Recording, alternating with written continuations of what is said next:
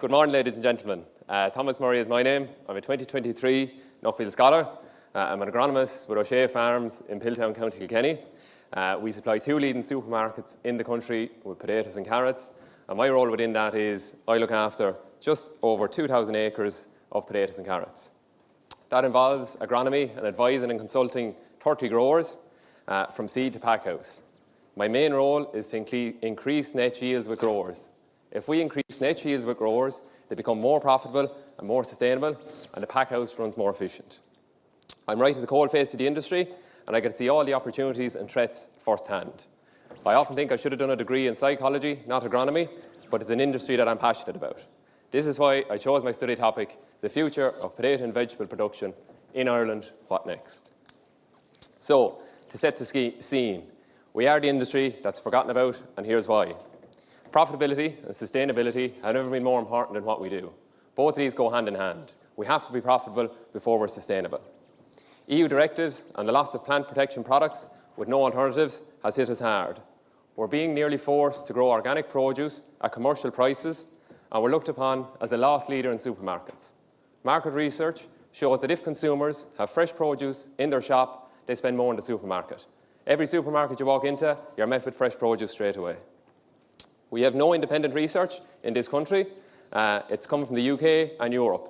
This is drastically different compared to the powerhouse of the dairy industry that we have. In turn, knowledge transfer is non-existent, both at primary and advisory level. We have climate change, which is a huge issue. Weather events, like what we seen last year in Middleton, County Cork, where we got a month's worth of rainfall in 36 hours and we had to dig carrots the next day. We harvest produce all year round to ensure the freshest possible product for our consumers. Imports. Imports is a massive factor. For a country synonymous with potatoes, we only produce 75% of our potato and carrot requirements. We import upwards of 80,000 tonnes of fresh chipping potatoes coming from the UK each year. We've only got 9 months of carrot supply due to lack of carrot storage, and we've an unknown figure of packing potatoes coming into the country. This is all undermining the industry that we're in. Consumption is on the decline, and this gets lost in translation because markets look at packs, not volumes, and our pack sizes are decreasing. So we have to sell 10 1-kilo packs to have 1 10-kilo pack. This gets lost as a unit to a grower is a measure of weight in kilos or tonnes. This all in an industry that's worth nearly 500 million at farm gate sales and 2 billion at retail level. So, my journey. I was lucky enough to go to 8 countries, met some fantastic businesses and entrepreneurs. I got to go to the Northern Territory in Australia to see where there's land only in production with 10 years, with the investment in with the investment in irrigation infrastructure. Singapore, where they import 97% of their food to feed a population of 5.6 million in an area 10% smaller than County Louth. I was lucky to get to Israel in spring 2023. Israel was a huge player in fresh produce to Europe. This is because they're in the northern hemisphere, but they grow their crops in the winter months. Finally, what did I bring home from? I also got to extensively travel Northern Europe, Canada, and the US. So what did I bring home from these study trips? So there's opportunity in what we do. So how a sustainable food future? So from 2010, we to produce 56% more food by 2050 to feed a population that's going to reach 10 billion. This is without using any more land and while lowering emissions. And the biggest constraint to food production worldwide is land and water. Climate change. The best place to grow the grape for champagne climatically in 2023 was Kent in the UK. That's how much our climate is changing. Technology. Agriculture is a very, very slow adapter to technology. Our phones have now more technology than what they went to the moon with. The survivors in farming will be the ones that adopt technology. We're now in a world of AI, and data is key to sustainability. What we don't measure, we can't improve.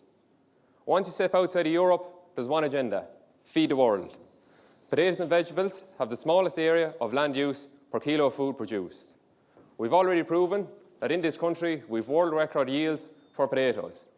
The average farm yield in this country is 20 plus tonnes per acre. The world average is 9 tonnes. we can't do all this on our own, and we need policy change. So how do we feed the world sustainably? One of the ways that we can feed the world sustainably is to practice the 3 L's: grow local, process local, and feed local. This creates better food security, a reduction in food miles, better local economy, and a better rural economy. Prince Edward Island, PEI in Canada, the leading potato producer in Canada. 14% of fields grow potatoes. 84,000 acres yielding 1.1 million tonnes. This is all in an area smaller than Cork, and they say that they have room for expansion. Our national crop is between 230 and 250,000 tonnes. This is all underpinned by the PEI Potato Board. The PEI Potato Board would be like putting the IFA, Teagasc, Bord Bia and the Department of Agriculture all in one group, specifically focusing on potatoes. They look at agronomy, research and development, regulations, market developments, government policy relations and lobbying. The PEI Potato Board is a one-stop shop from seed to fork with one goal: sustainable potato production. This is all quite interesting because 60% of their market is for French fries, which is growing 5% per year and is probably the most unhealthiest form that we eat potatoes in. The Netherlands. I've been lucky to go to the Netherlands 5 times since I started my Nuffield, and it's no surprise that the Dutch are world leaders in horticulture. They're the second largest exporter of food worldwide, but this is done in terms of value, not volume. And this gets lost in translation. They're huge producers of high-value flowers, bulbs, seed onions, seed potatoes, cheese, bacon, etc. And the farms are very diverse. Each farm has at least 3 different enterprises, which are all symbiotically linked. This limits risk and shares workload. The Dutch horticulture is valued at 23 times that of Ireland, but it's only using 29% more land. The whole horticultural sector in Holland only takes up 6% of their agricultural land. The Dutch horticultural sector is also much more profitable than its arable and dairy counterparts. But all stakeholders are communicating on one common goal. So have we changed? And the answer is yes. So for the past 10,000 years, our diets has been 80% veg, 20% protein. 150 years ago, this changed with the advent of steam. We have more processed food. In turn, we've lost the health benefits of fresh produce. Fresh produce is the only product that a doctor will not only recommend you to eat once a day, but 14 times a day and all the colours of the rainbow. And as a society, our diet has changed with a lot more processed food. The cost of healthcare in Ireland is spiralling out of control. In the last 10 years, it has doubled. In 2023, it cost us 33 billion. All we have to do is go back one generation. There was less type 2 diabetes. There was less child obesity. There was less adult obesity. I use the examples, as one of my growers said, in the pub in Corriclow, County Wexford. There's a picture taken on the beach in the 1970s. Everyone always admires that there's no one overweight in the picture. It's the best value marketing tool that we have. Nuffield is not just about the businesses you meet, it's a lot about the people you meet, and everyone is aware of that. Robert Ban of Cooper Crest in Holland, this is one of his facilities, is a big crest producer. He's a huge voice in horticulture. He believes that horticulture has the answers that we face as a society in terms of feeding the world, health problems, and sustainable energy. Food trends. If there's one slide to remember here today, it's this. This is a powerful slide. It shows how society, people, and habits have changed in the Western world as we've become cash-rich and time-poor.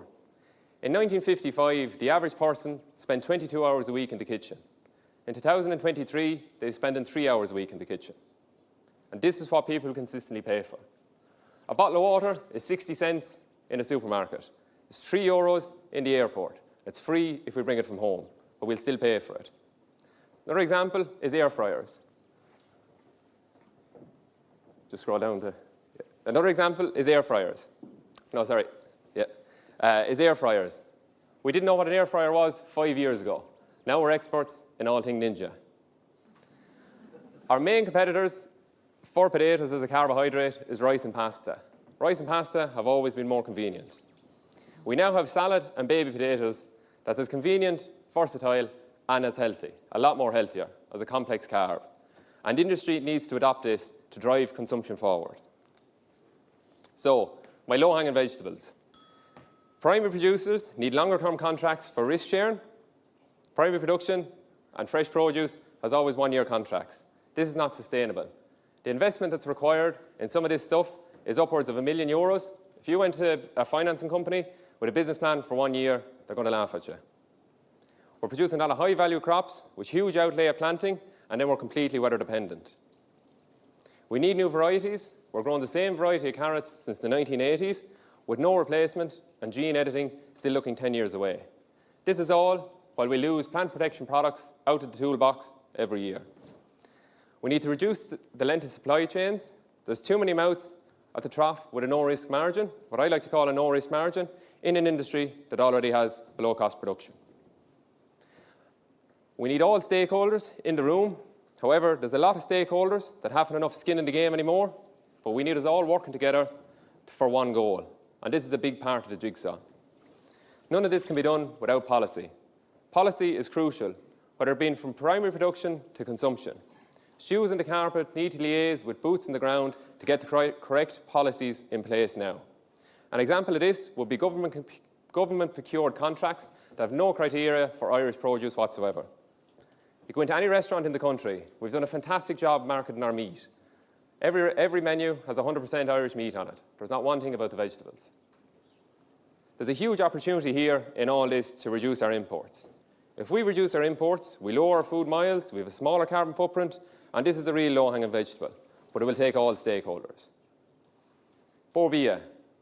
Borbia is our own standard. It's our own little tricolour, and it's starting to get diluted down amongst global gap. As primary producers, from cows to carrots, it's our label, and we need to promote it more. It's a standard. It's more than just a standard. It's a label for better food security, a lower carbon footprint, and a better rural economy. So I asked the question, the future of potato and vegetable production in Ireland, what next? So we need to practice crop. So C, cultivate local production. We need to encourage domestic agriculture to reduce their reliance on imports and ensure food security through supportive policies. Or risk management. We need to implement risk-sharing policies to protect farmers from market volatility and environmental challenges. O, optimise sustainability. We need to adopt policies to reduce the carbon footprint, shorten the supply chain, and promote sustainable farming practices. And finally, P, we need to support research, or P, promote innovation. We need to support research and the adoption of new crop varieties through policies that foster agriculture and innovation and knowledge transfer. Finally, I'd like to thank all the sponsors. Without them, none of this would be possible.